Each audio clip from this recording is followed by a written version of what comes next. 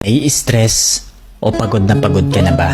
Gusto ko lang ipaalala sa'yo na kahit gaano ka ka-stress ngayon, wag na wag kang sumuko sa mga pangarap mo. Kailangan mong tandaan parati na magtiwala ka sa progress na nangyayari sa buhay mo. Kahit alam ko na minsan sobrang hirap at sobrang nakakapagod na din talaga. Magtiwala ka sa kakayahan mo. Ang dami mo nang nalagpasan na mga malalaking problema dati. Ngayon ka pa ba susuko? Patuloy ka lang na lumaban. Yung pakiramdam mo ngayon na nahuhuli ka na sa buhay, siguro dahil nakikita mo yung mga kakilala mo o yung mga kaibigan mo, pakonti-konti may na-achieve na sila. Parati mong tandaan na lahat tayo ay may kanya-kanyang timeline sa buhay. Hindi ka nahuhuli at hindi ka rin naman nauuna.